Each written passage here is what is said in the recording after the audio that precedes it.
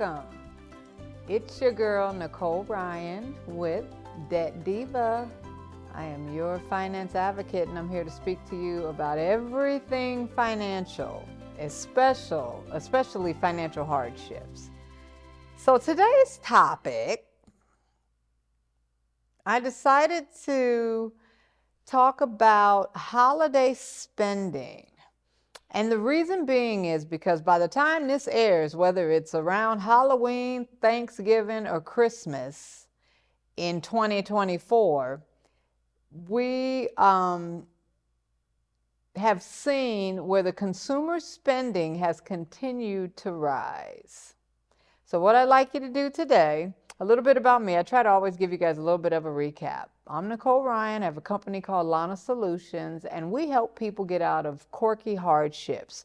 And if you mention this show, I'd be willing to speak with you absolutely free, and even willing to give you some answers to whatever you're going through financially. But today, let's dive in and let's talk about holidays.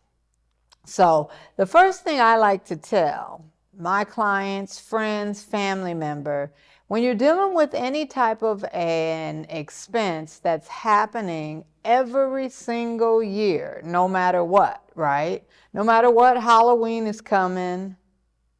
No matter what, our harvest festivals are happening. Here in Omaha, Nebraska, people like to go to Val's Pumpkin Patch. What's some other things? Thanksgiving. After Thanksgiving, we have Black Friday. After Black Friday, we have, I believe it's Cyber Monday, where we do the online shopping. And after that, we have Christmas, right? And everyone's doing all this unconscious spending most of the time because we don't have a holiday fund. That's right, it's a holiday budget. And the best way to start to save annually when it comes to these type of regular expenses is to create not only the budget plan, but have a fund set aside for said holidays.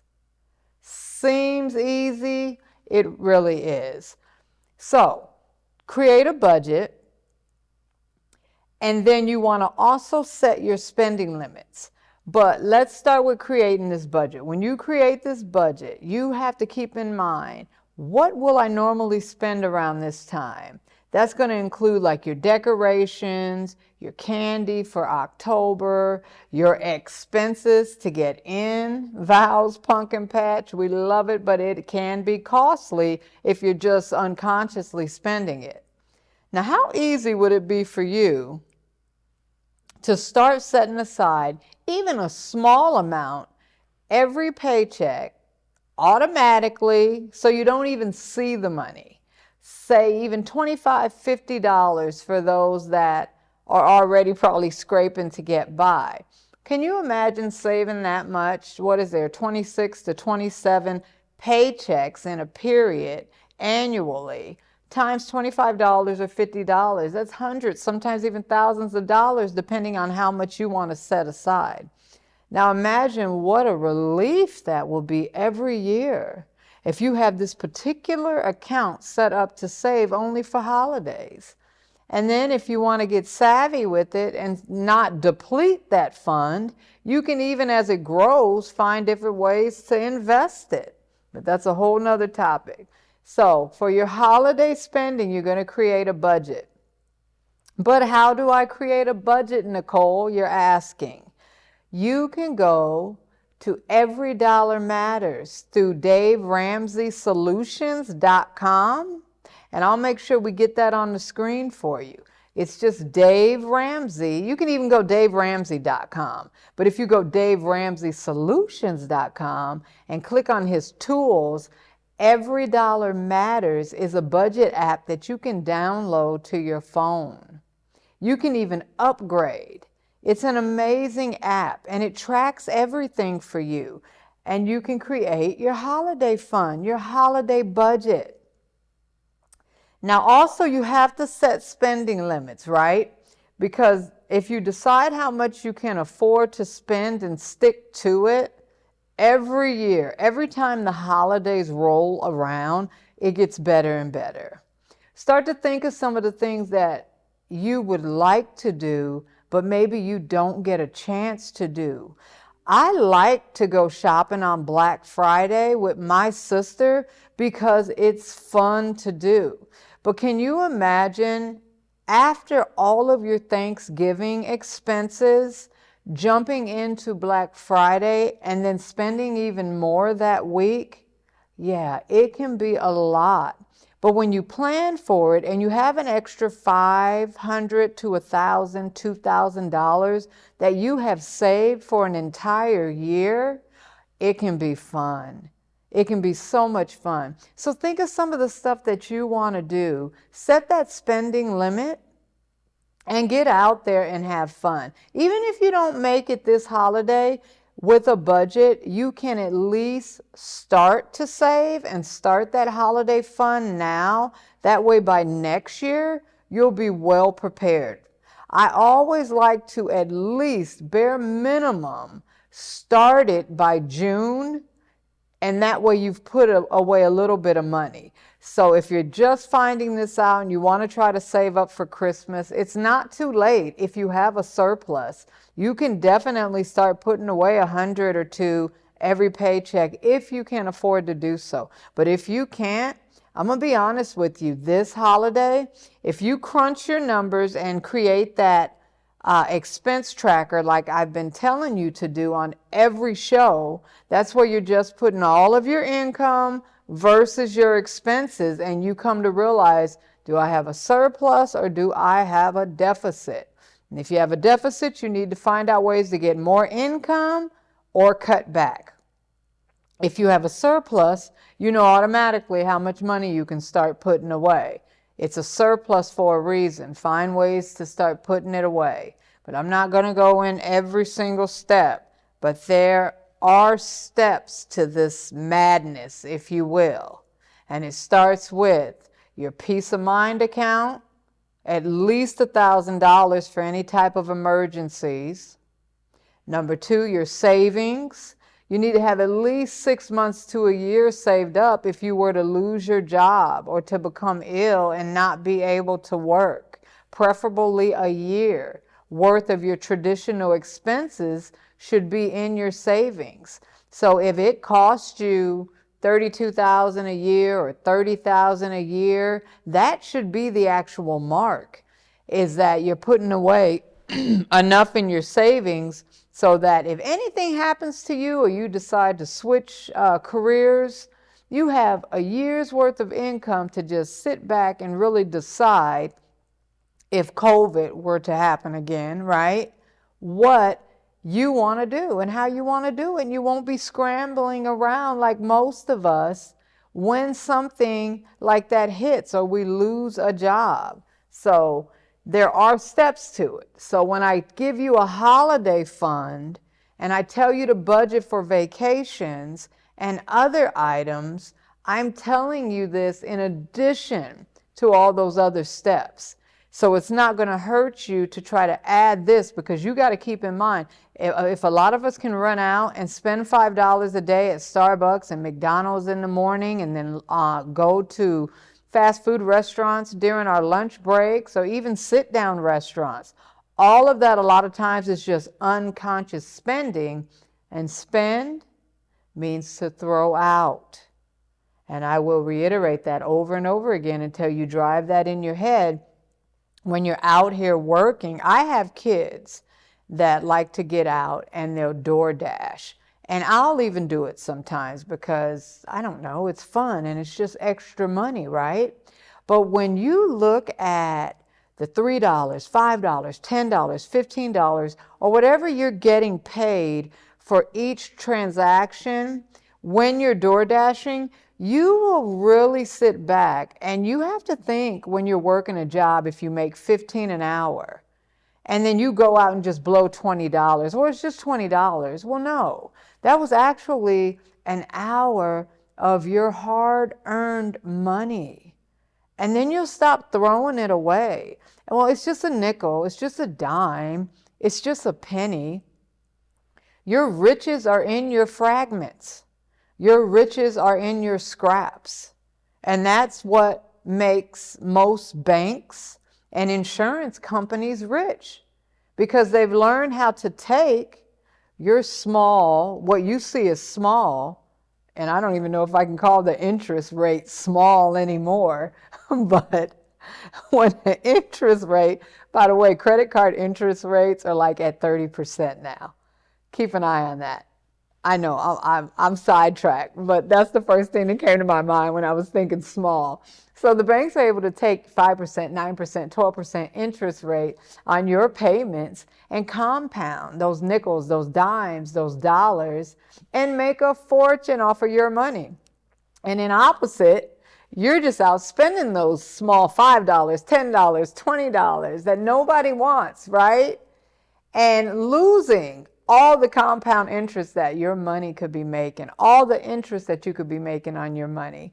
So please manage your money this holiday. If you don't have the money to spend, you are going to have to get creative and realize Christmas, and even if you don't celebrate Christmas, but you like to give gifts, don't shine away from doing things that are absolutely free. And it's a hard pill to swallow during the holidays, but I have come to realize that your friends and family members will love you just as much if you can be honest and open with them. And even if you can't, you don't have to share what you're doing during your financial transition. You can re-gift. You can write a beautiful letter. You can do so many different things. You can spend time with a loved one, especially if we're talking about some of our elderly who could maybe use help around the house or yard work. Try to think outside the box as you're learning to manage your money and not spend. While it's still nice, and this is not gift giving, but these are even some fun things you can do. Go downtown and check out our newly renovated Jean Leahy Mall and the Heartland Park.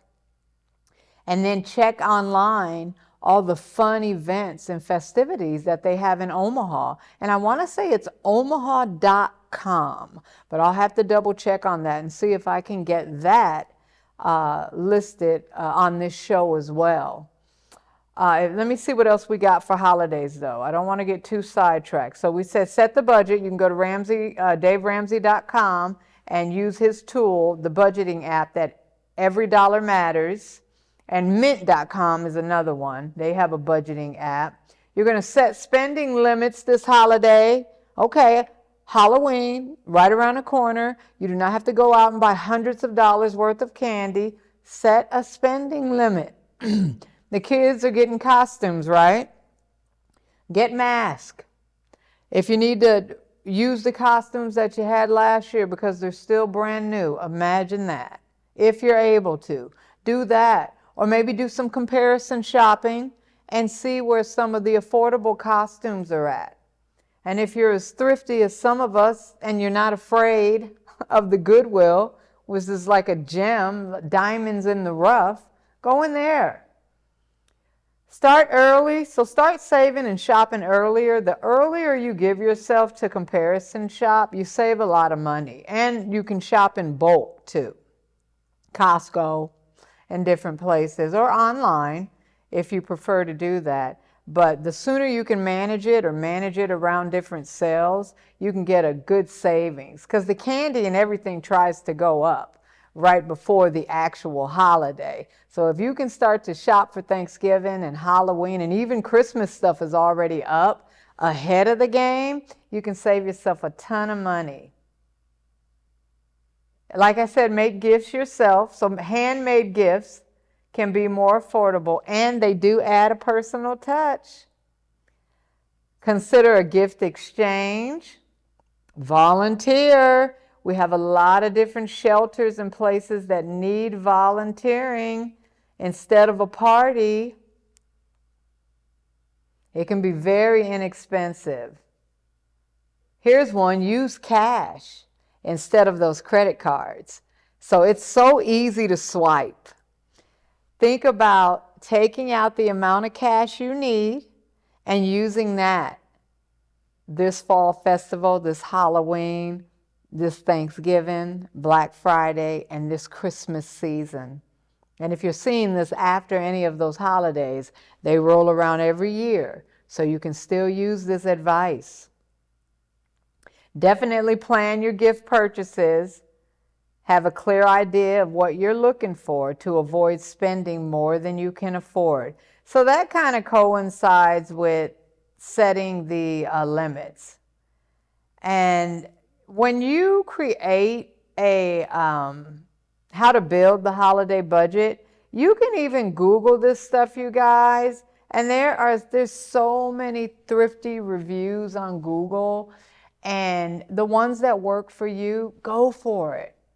But I'm going to speak to you from my perspective, working with clients that are dealing with financial hardships and trying to get out of debt day in and day out since the early 2000s.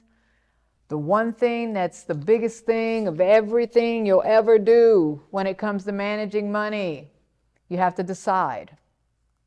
You have to make a clear decision, and you have to decide that I am deciding to manage my money and live debt-free.